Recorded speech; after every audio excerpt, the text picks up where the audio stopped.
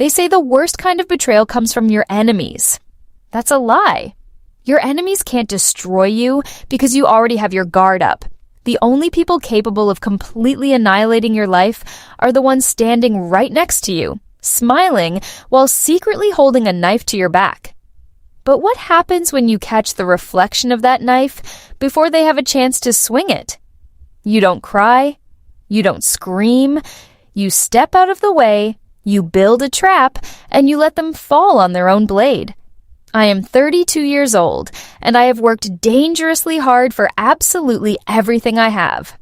I grew up in a household where money was a constant, suffocating source of anxiety. Because of that, I spent my 20s grinding through 80-hour work weeks, climbing the corporate ladder in commercial real estate, investing every spare dime, and sacrificing my social life to build financial security. By the time I turned 30, it finally paid off. I purchased my absolute dream home, a stunning $1.5 million mid-century modern property nestled in the hills, surrounded by glass and old-growth trees. It was my sanctuary. I owned it entirely in my name. I had earned every single brick. Shortly after buying the house, I met Mark. Mark was, on paper, the perfect guy.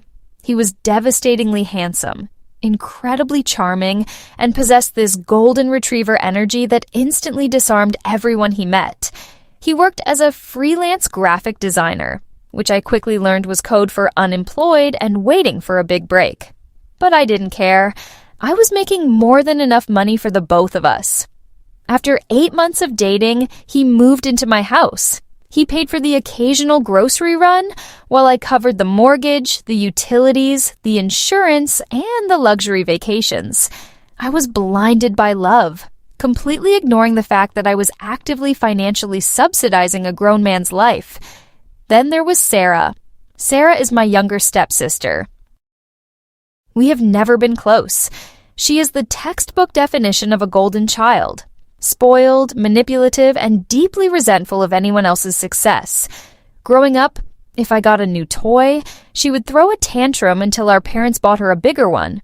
When I bought my house, her reaction wasn't to congratulate me. Her reaction was a thinly veiled sneer as she walked through my custom kitchen, muttering about how it was a bit much for one person. I thought Mark and Sarah barely tolerated each other. At family dinners, they would exchange polite, distant smiles. I was so incredibly naive. The catalyst for the greatest, most devastating revenge of my life wasn't a private investigator or a hacked phone. It was a $90 pet camera.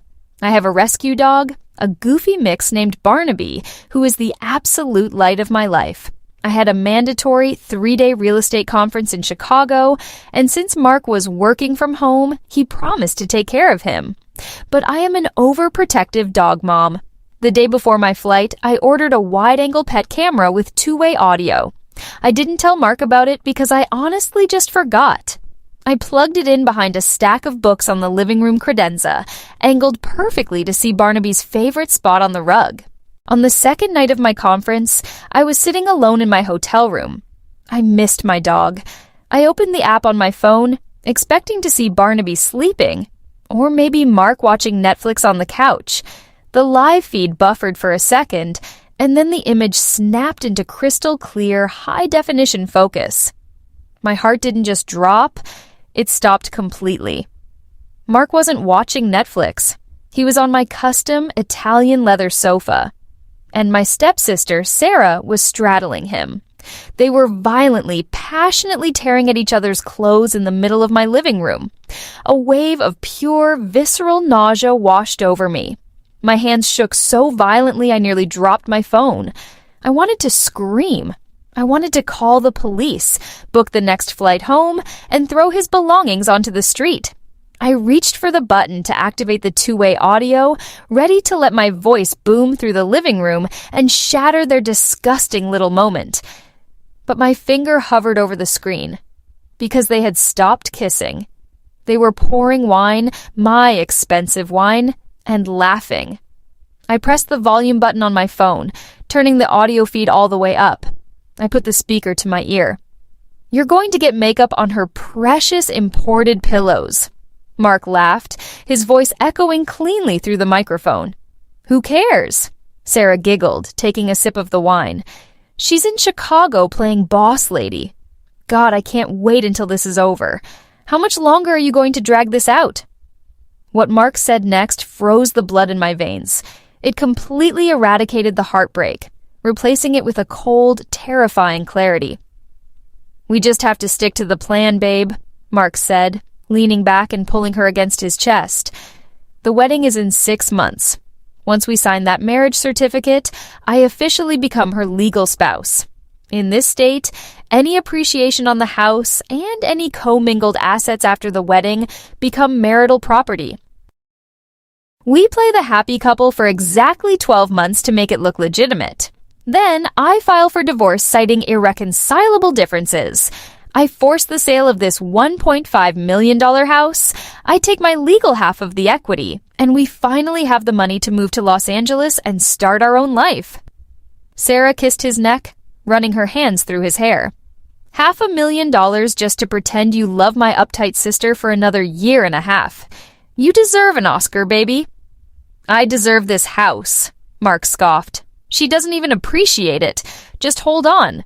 The payout is going to be beautiful." I sat in my hotel room in absolute silence. The phone was pressed so hard against my ear that my knuckles were entirely white. This wasn't a crime of passion. This wasn't a drunken mistake. This was a calculated, predatory financial conspiracy. The man I was about to marry and the sister I grew up with had spent months orchestrating a legal heist to strip me of my life savings and steal the home I had bled for. They thought I was a naive, emotionally desperate ATM. They thought they had backed me into a corner. I slowly lowered the phone. I didn't shed a single tear. I opened the app settings, hit download screen recording, and saved the 10-minute video directly to a secure cloud drive. They wanted to play a game of legal chess. They wanted to use a marriage certificate as a weapon to destroy my life. But what Mark and Sarah didn't realize was that I worked in commercial real estate law. I dealt with contracts, asset protection, and ruthless negotiations for a living. I knew exactly how to bury them so deep they would never see the sunlight again. I wasn't going to cancel the wedding. I was going to give them the exact luxurious wedding they were plotting for. But by the time I was finished with them, they were going to wish I had just killed them instead. When I returned from Chicago, my house still held the faint, lingering scent of Sarah's expensive perfume, a sweet, cloying aroma that now made me want to vomit directly onto my pristine hardwood floors. Mark met me at the airport baggage claim, holding a massive bouquet of my favorite peonies, flashing that same wide golden retriever smile that used to melt my heart. He pulled me into a tight hug, and I felt a wave of visceral revulsion radiate through every single cell in my body. His hands, which had been aggressively grabbing my sister on my own Italian leather couch just 48 hours prior, were now gripping my shoulders. I closed my eyes, took a deep, stabilizing breath, and forced on the mask of an exhausted but deeply in love woman. "I missed you so much, babe," he whispered into my hair.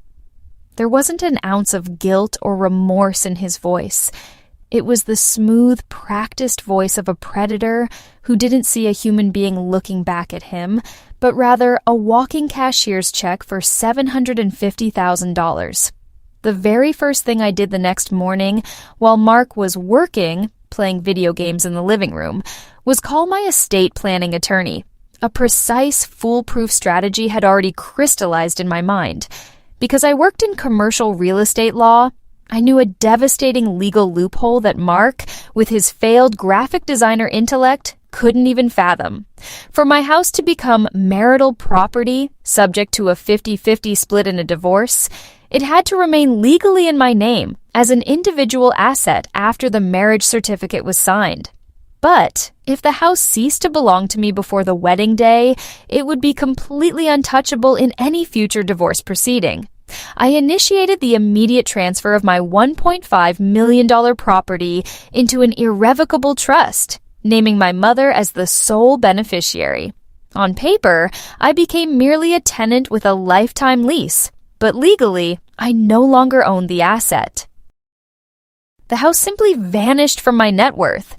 It was the first nail in the coffin of their pathetic little master plan. But simply protecting my assets wasn't enough. I didn't just want to defend myself, I wanted them to bleed. Financially. Over dinner that same evening, I put on a devastated face, pushed my food around my plate, and delivered some terrible news. "Mark, honey, I've run into a massive issue at work," I sighed, letting a fake tear well up in my eye. A huge commercial deal in Chicago just completely collapsed, and my personal liquid assets are temporarily frozen in a corporate audit right now. I honestly don't know how we're going to pay for that luxury wedding at the Ritz we've been planning. Maybe we should just go to the courthouse, sign the papers, and have a quiet dinner? I watched his left eye twitch. A quiet courthouse wedding did not fit his narrative. He needed the grand, wealthy lifestyle optics to later justify his massive alimony and asset division claims. He swallowed the bait instantly. "Absolutely not, Catherine," Mark insisted, reaching across the table to grab my hands. "You deserve the best day ever. Don't worry about the money. I'll talk to my parents. They have savings, and they've always wanted to throw me a royal wedding. It will be our gift to you." Mark's parents were just as entitled and parasitic as he was, but they possessed a moderate amount of old family money that they were incredibly arrogant about. Over the next week, Mark convinced his parents to take out a massive, high-interest home equity line of credit against their own house to fund our 200-guest luxury wedding. The total budget hit a staggering $110,000. I smiled inwardly, watching them eagerly sign legally binding contracts with luxury caterers, high-end florists, and exclusive event planners.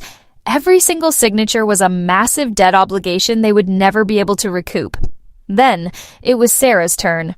She called me a day later, perfectly playing the role of the caring, supportive sister. "Kat, I heard you guys were having some budget stress," Sarah cooed over the phone. "Let me help you organize everything, totally free of charge. I'll negotiate with the vendors. You know my taste is impeccable." Her help, of course, was just an excuse to be as close to Mark as possible and ensure the wedding actually happened so they could secure their payday. I accepted her offer eagerly. Furthermore, I officially asked her to be my maid of honor. "Sarah, you are my only sister," I told her over coffee, staring dead into her lying, hypocritical eyes. "I need you standing right next to me at the altar. You have to be a part of our biggest moment." She hugged me tightly, and I could literally feel her vibrating with suppressed laughter. She thought I was the dumbest, most gullible woman on the planet. She thought she had won. 1 month before the wedding, I made the final move to set the stage. I secretly hired a professional, high-end audiovisual team, the kind that usually runs corporate tech conventions. I told them I wanted to organize a massive romantic surprise for the groom, a towering 15 by 20 foot LED screen positioned directly behind the altar, designed to play a montage of our best memories right before we exchanged our vows. I edited the video myself, but instead of vacation selfies and cute dates, I spliced in the raw, unedited footage from the pet camera. I layered their entire conversation, every disgusting, vile detail about robbing me blind, over a soft, romantic instrumental track. The music was designed to create an illusion of tenderness for the first few seconds, only to abruptly cut to dead silence right before Mark's quote about deserving an Oscar for pretending to love me. I wanted every single syllable to echo like a gunshot in that ballroom. I went to dress fittings, picked out floral arrangements, and tasted cake with Mark and Sarah, all while a USB drive that was going to absolutely destroy their lives sat quietly in my designer purse. I became the perfect actress. I laughed at their inside jokes, let Mark kiss my cheek, and even sat through my bachelorette party where Sarah raised a glass and gave a tearful toast to my endless happiness. Every night before I went to sleep, I locked my bedroom door and rewatched that 10-minute pet cam video in the dark. I watched them drink my wine and plot my ruin. And every single second of that footage hardened my rage into an unbreakable diamond. The wedding was set for a Saturday. The forecast predicted flawless, sunny weather. Mark's parents had just wired the final, non-refundable deposit to the Ritz. Sarah had picked up her $500 bridesmaid dress. All the pieces were locked into place on the board. They thought they were walking into the triumphant coronation of their brilliant scam. They had absolutely no idea they were marching straight to their own public execution. The morning of the wedding was sickeningly perfect. The sky over the city was a brilliant, cloudless blue, the kind of weather people pay thousands of extra dollars for in a venue package. The grand ballroom at the Ritz-Carlton had been completely transformed. It was draped in imported white silk, illuminated by cascading crystal chandeliers, and filled with over $40,000 worth of fresh white roses and hydrangeas. Every single petal, every silver charger plate, every bottle of vintage champagne waiting on ice in the reception hall had been financed by Mark's arrogant parents, who were currently out in the lobby, loudly boasting to my relatives about their son's incredible success. I sat in the center of the sprawling bridal suite, staring at my reflection in the gilded mirror while a celebrity makeup artist carefully applied my waterproof eyeliner. Sarah was hovering directly behind me, wearing her $500 pale pink maid of honor dress. "You look so unbelievably beautiful, Kat," Sarah cooed, resting her manicured hands gently on my shoulders. I met her eyes in the mirror. Her smile was practiced, picture perfect for the photographer snapping candids in the corner, but her eyes held a greedy, impatient glint. She was looking at me the way a vulture looks at a wounded animal. "Thank you, Sarah," I replied, my voice completely devoid of a tremor. "I honestly couldn't have put this day together without you." I meant it too. Without her disgusting betrayal, I wouldn't have this exquisite, once-in-a-lifetime opportunity to destroy them both simultaneously. Before putting on my custom-fitted designer gown, I requested a moment of privacy and slipped out of the suite. I walked down the service corridor to the ballroom and found the lead technician from the private audiovisual company I had secretly hired. He was standing by the massive mixing console. I handed him the encrypted USB drive. "Track 1. I told him, my voice dead serious. "You wait for my exact verbal cue. When I say the word surprise, you kill the house lights, drop the chandelier illumination by 50%, and hit play on the main screen. Do not stop the video. Do not mute the audio. Even if people start screaming, even if someone threatens to fire you, you let it play until the screen goes black. You are being paid triple your standard rate for this exact execution. Do you understand?" The technician looked at the cold intensity in my eyes, nodded slowly, and slotted the drive into his master deck. "Understood, ma'am. It plays to the end."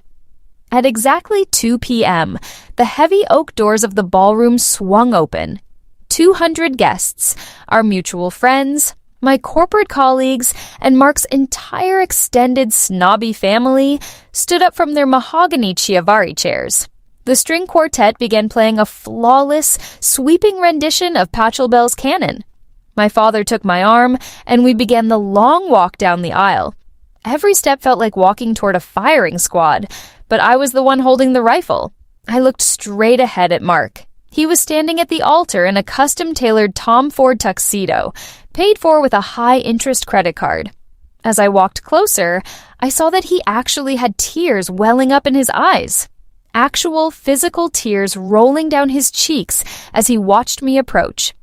He deserves an Oscar, I thought, remembering the recording.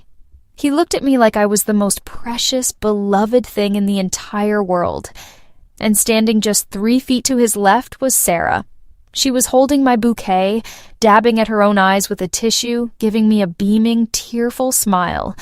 The sheer sociopathic audacity of the two of them standing there, side by side, performing this theater of love while waiting to steal my life, was breathtaking.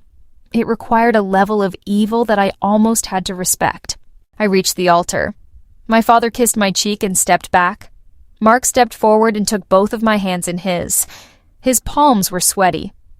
"You look perfect," he whispered, his voice cracking with manufactured emotion. I smiled back, a cold, empty smile. "You have no idea." The officiant stepped up to the microphone and began his standard poetic speech. He talked about the sanctity of marriage. He talked about trust, unwavering honesty, and building a foundation of truth. The hypocrisy in the air was so thick you could have cut it with a knife. Mark nodded along solemnly, occasionally squeezing my hands. Sarah stood dutifully to the side, adjusting the train of my dress. Finally, the officiant turned to Mark. "And now, as they have written their own vows, Mark, you may begin." Mark took a deep breath and reached into his tuxedo jacket for his written notes. "Actually, before we do the vows," I interrupted. My voice rang out sharp, clear, and incredibly loud through the lapel microphone the AV team had discreetly fitted on the officiant. A sudden murmur rippled through the 200 guests. People shifted in their seats. Mark froze, his hand still inside his jacket. He looked at me, his brow furrowing in genuine confusion. "Catherine, is everything okay?" he whispered, leaning in closer. I gently but firmly pulled my hands out of his grasp. I took a half step back, creating a physical distance between us. I turned slightly to face the audience, then looked back at Mark and Sarah. "I am so sorry to interrupt the ceremony," I announced, projecting my voice so every single person in the back row could hear me perfectly. "But before I make a lifelong, legally binding commitment, I have prepared a very special surprise for my groom. I couldn't just read words off a page today. I needed to show everyone a video that perfectly encapsulates the absolute truth of our relationship. It's a testament to the trust, the loyalty, and the family bond that brought us to this altar." I looked past Mark's confused face, straight up to the sound booth at the back of the darkened room. I locked eyes with the technician and gave him a sharp, definitive nod. "Please, enjoy the surprise." The ballroom house lights instantly went pitch black.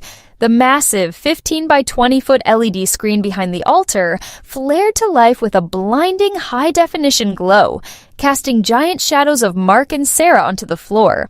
The soft, romantic instrumental music swelled through the state-of-the-art surround sound system. Mark looked up at the screen, a relieved smile returning to his face, expecting a sweet, nostalgic montage of our ski trip to Aspen. Sarah leaned forward, maintaining her fake look of sisterly adoration. They were completely, blissfully unaware that the guillotine blade had just dropped. For the first 10 seconds, the massive LED screen displayed a static, wide-angle shot of my living room. The soft, instrumental piano music I had edited into the intro continued to play over the speakers. A wave of polite confusion rippled through the 200-seated guests. People squinted at the screen, expecting a slideshow of childhood photos or romantic vacation highlights. Instead, they were staring at a high-definition, unmoving shot of my Italian leather sofa. Standing beside me, Mark chuckled nervously. Is the video buffering?" he whispered, trying to play it off as a technical glitch. He didn't get an answer, because at the 11th second, the video feed sprang to life. On the 15 by 20 foot screen, towering over the entire ballroom, the digital version of Mark walked right into the frame. A collective, affectionate awe murmured through the crowd, but the awe died instantly in their throats a fraction of a second later, when the digital version of Sarah, wearing her tight red dress, followed him onto the screen. The 200 guests watched in absolute stunned silence as the groom and the maid of honor aggressively collided on the couch. The romantic piano music abruptly, violently cut out. It wasn't a fade, it was a hard, digital snap. It was replaced by the crystal clear, amplified, and raw audio from the PET camera, booming through the Ritz-Carlton's state-of-the-art surround sound system. The sound of their heavy breathing and the rustling of clothes echoed off the crystal chandeliers. "You're going to get makeup on her precious imported pillows." The 10-foot-tall version of Mark laughed on the screen, his voice filling the cavernous room. Next to me at the altar, The real Mark let out a sound that wasn't quite human, a choked, suffocating gasp, like a man who had just taken a bullet to the lung. The blood entirely vanished from his face, leaving him the color of wet ash. He stumbled backward, knocking over a massive $2,000 floral arrangement. The vase shattered on the marble floor, but nobody even looked at it. Every single pair of eyes in the room was glued to the screen. "Who cares?" Sarah's amplified voice giggled. "She's in Chicago playing boss lady. God, I can't wait until this is over. How much longer are you going to drag this out?" Sarah, the real Sarah standing just a few feet away, dropped my bridal bouquet. The white roses hit the floor with a soft thud. She clamped both hands over her mouth, her eyes wide with a terror so profound it looked almost theatrical. She tried to take a step back, but her heel caught the hem of her $500 dress, and she froze, trapped in the spotlight of her own destruction. Down in the front row, Mark's mother, who had been aggressively bragging about the cost of the champagne just 20 minutes prior, let out a piercing, horrified shriek. My father slowly stood up from his chair, his fist clenching so hard his knuckles popped. "We just have to stick to the plan, babe," the digital Mark said, pulling Sarah against his chest. "Once we sign that marriage certificate, I officially become her legal spouse. I force the sale of this $1.5 million house. I take my legal half of the equity, and we finally have the money to move to Los Angeles and start our own life." Absolute, unadulterated chaos erupted in the ballroom.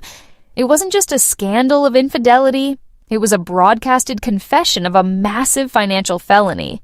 The guests were screaming. Aides and hotel staff were frozen in shock. Mark's father stood up, his face purple with rage, pointing a shaking finger at his son.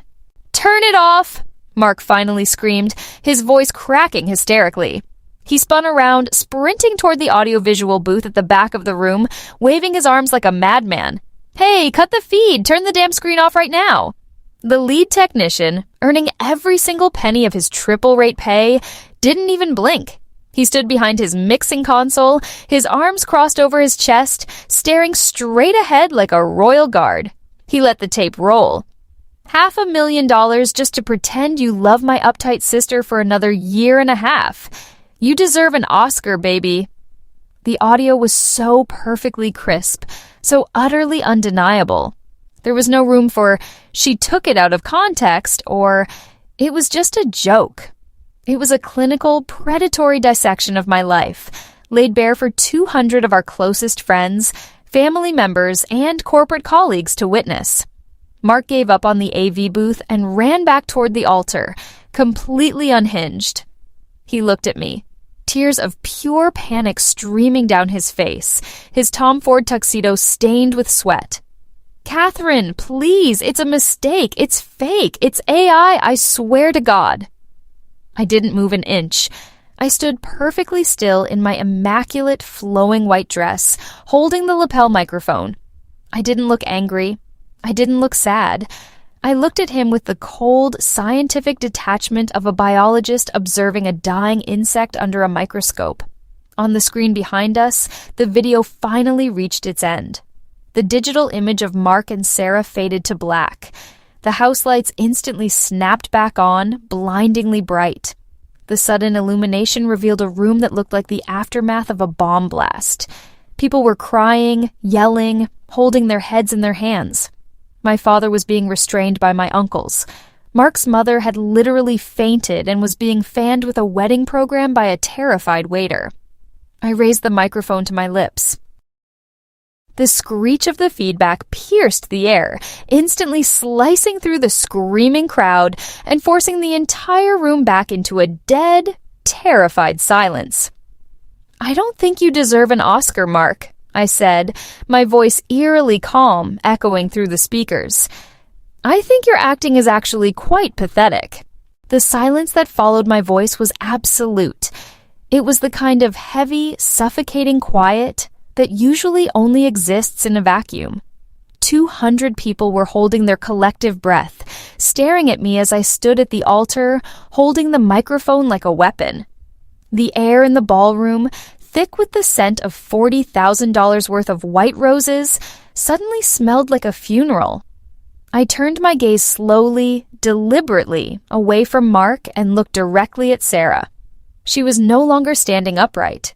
She had collapsed onto her knees, her face buried in her hands, her shoulders shaking violently, as thick streaks of black mascara ruined her flawless makeup. She looked pathetic. "Sarah," I said, my voice projecting crisp and clear across the room. She flinched as if I had struck her with a whip. "You spent your entire life throwing tantrums whenever I got something you wanted. You always had to take what was mine." "Well, congratulations. You can have him. But I promise you, the prize isn't nearly as valuable as you think." I turned back to Mark. He was hyperventilating, his hands pulling at the collar of his Tom Ford tuxedo as if it were strangling him. His eyes darted wildly around the room, searching for an exit, a friendly face, or a lifeline. There was nothing but disgust staring back at him. "Catherine, please," he begged, his voice dropping to a pathetic, high-pitched whimper. "We can fix this. I'll go to therapy. We can talk about this in private. Please, just put the microphone down." "Talk about it?" I laughed, a cold, humorless sound that echoed off the crystal chandeliers. "Mark, you didn't make a drunken mistake. You spent 6 months meticulously planning a legal heist. You looked me in the eye every single day, ate the food I bought, slept under the roof I paid for, and plotted to use a marriage certificate to rob me of my life savings. You thought you were so incredibly smart, but you forgot one crucial detail." I took a step closer to him. He physically recoiled. "I work in commercial real estate law," I stated, the words dropping like anvils onto the marble floor. "You thought that by enduring my company for 12 months after today, you could force the sale of my house and walk away with $750,000? But you can't divide an asset I don't own." Mark's hyperventilation suddenly stopped. He blinked, the panic momentarily overridden by sheer, terrifying confusion. What do you mean?" "3 weeks ago," I explained, speaking slowly so the reality of his failure could fully penetrate his skull. "I legally transferred the deed of my $1.5 million property into an irrevocable trust. I am no longer the owner. I am merely a tenant. That house was never going to be marital property. Even if I had actually married you today, you would have spent the next 1.5 years kissing the ground I walk on, only to walk away with absolutely nothing." I watched the realization hit him. It was spectacular. I could literally see the imaginary piles of money catching fire and burning to ash behind his eyes. His jaw dropped, his chest heaving as the gravity of his colossal failure crushed the breath out of his lungs. He hadn't just lost the woman who subsidized his life, he had lost the jackpot he sold his soul for. But I wasn't finished. I turned slightly to face the front row, locking eyes with Mark's parents. His father was still standing, his face contorted in a mixture of fury and shame. His mother was being propped up by a bridesmaid, looking physically ill. "And speaking of money," I continued, gesturing to the sprawling, opulent ballroom around us, "this is a truly breathtaking event. The vintage champagne, the imported silk, the 6-course gourmet dinner. It's the wedding of the century, and I haven't paid for a single cent of it." Mark's father went rigidly pale. "When I told you my assets were tied up in a corporate audit," I said, my tone dripping with icy satisfaction, "it was a lie. I just wanted to see exactly how far your greed would push you. You wanted the optics of this wealthy lifestyle so badly that you took out a $110,000 home equity line of credit against your own house to fund this party. And because I never signed a single vendor contract, that debt belongs entirely to you. You financed your own son's public execution." A collective gasp echoed from the back of the room. Mark's father clutched his chest, sinking heavily back into his mahogany chair as if his legs could no longer support his weight. The financial ruin wasn't just limited to Mark, it had violently infected his enablers. I reached into the hidden pocket of my custom bridal gown. I pulled out a crisp, white envelope and held it out to Mark. His hands were shaking so badly he could barely take it from me. "What is this?" he choked out, staring at the envelope like it was a live grenade. "That is a formal, legally binding 24-hour notice of eviction," I said cheerfully.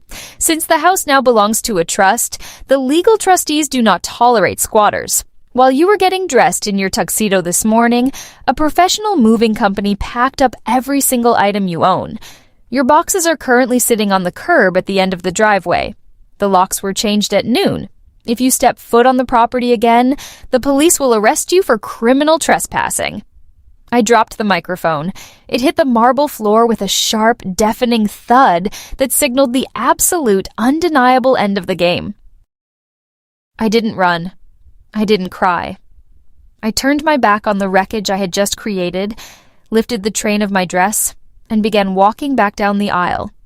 The sea of 200 guests parted for me in absolute, awestruck silence. No one tried to stop me. No one said a word. As I walked back down the long, white silk runner, the silence in the ballroom was finally broken by the sound of a complete mental breakdown. Behind me, Mark let out a raw, guttural scream of absolute frustration and despair. It was the sound of a man realizing his entire existence had just been systematically dismantled in front of everyone he had ever known. But I didn't turn around. I kept walking, my chin held high, my posture impeccable. I reached the massive oak doors at the back of the room. Before I pushed them open, I felt a hand violently grab my arm. I stopped and looked down. It was Sarah. She had scrambled up from the floor and chased me down the aisle.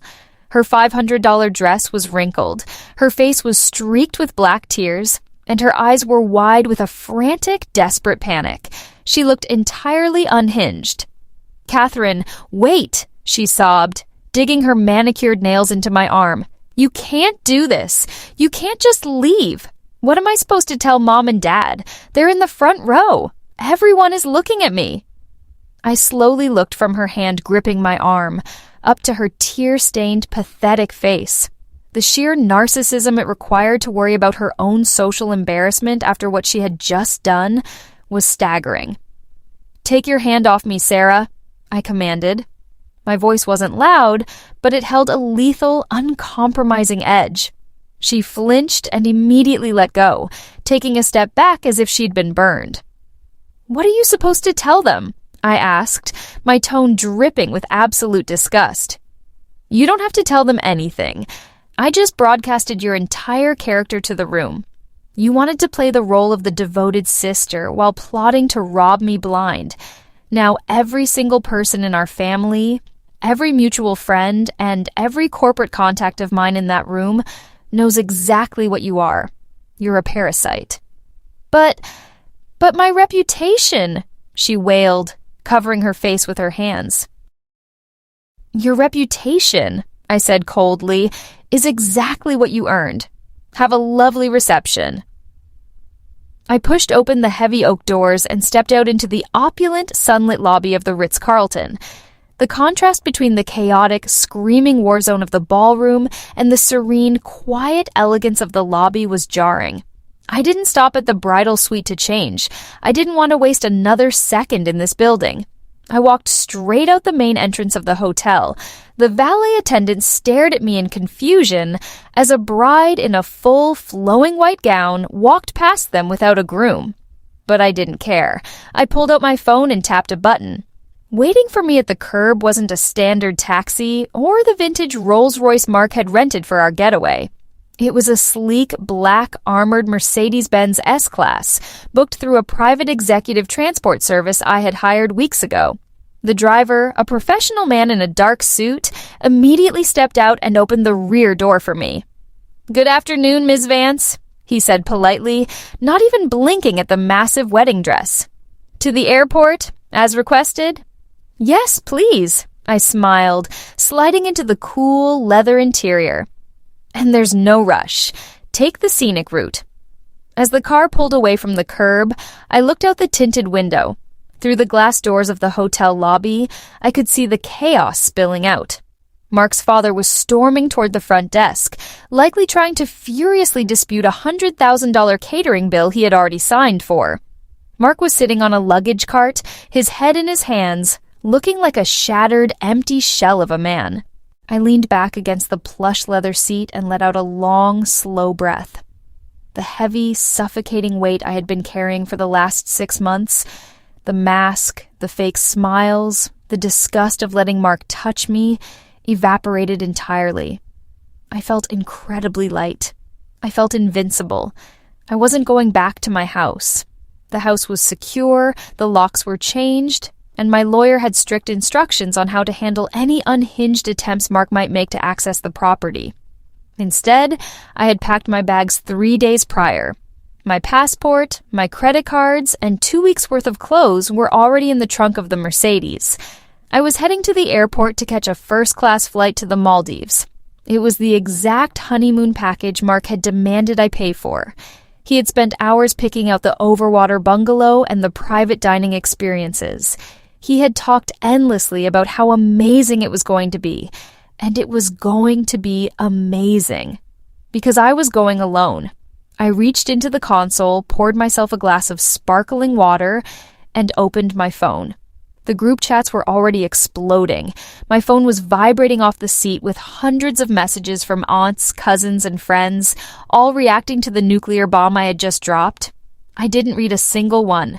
I simply turned the phone off, tossed it into my purse, and watched the city skyline fade into the distance.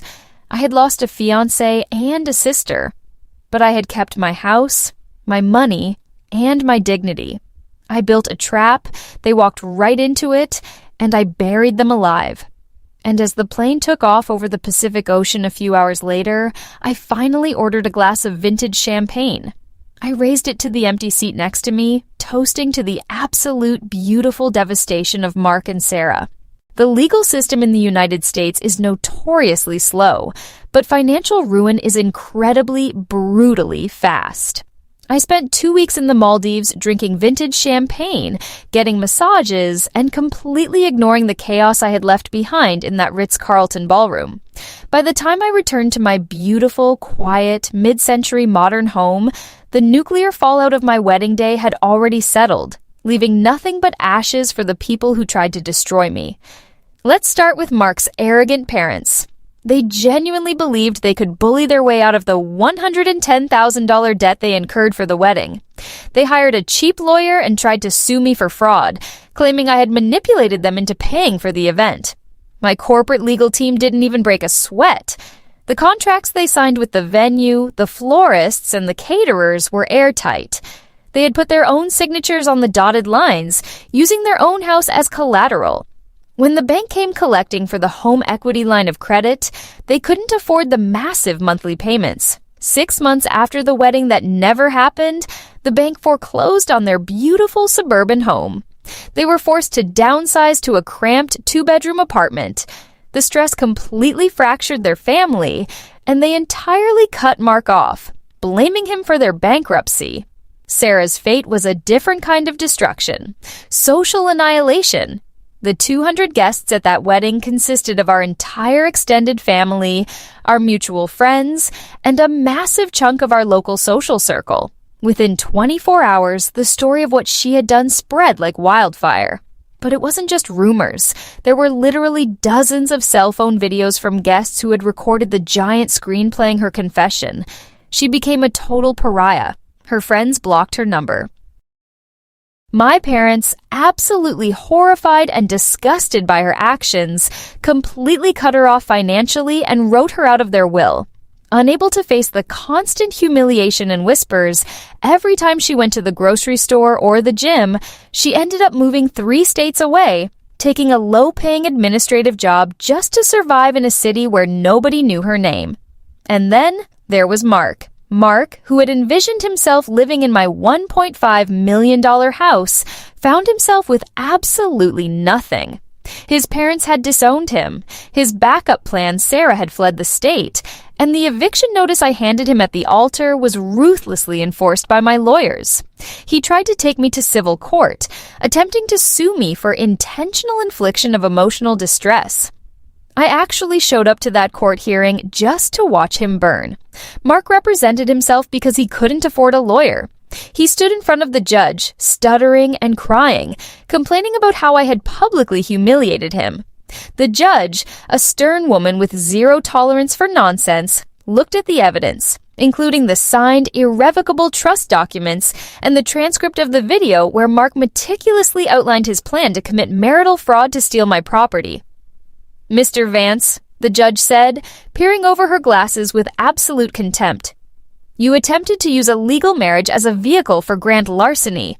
You are incredibly lucky the defendant did not press criminal extortion charges against you. Case dismissed with prejudice. And if you attempt to contact or harass the defendant again, I will personally see to it that you are held in contempt of court." Mark walked out of the courthouse looking like a ghost. The last I heard through the grapevine, the man who thought he was too good for a real job is now working night shifts at a budget car rental kiosk near the airport, living in a tiny studio apartment with 3 roommates. As for me, I am exactly where I belong. I'm sitting on my custom Italian leather sofa in my beautiful sunlit living room. The house is quiet, peaceful, and entirely mine. The irrevocable trust kept my assets locked down tighter than Fort Knox, and my career in commercial real estate has only skyrocketed since I dropped the dead weight that was holding me back. I look over at the credenza. The little $90 pet camera is still sitting there, tucked behind a stack of books. But it's not recording betrayals or conspiracies anymore. I open the app on my phone, tap the screen, and smile. The feed pops up, showing Barnaby, my goofy rescue dog, happily chewing on a toy on his favorite rug. They say the worst kind of betrayal comes from the people closest to you, but they also forget that when you survive the fire, you come out forged in steel. Mark and Sarah wanted my kingdom, but they forgot one simple rule. You never try to rob the architect who built the castle, because she is the only one who knows exactly where all the trapdoors are.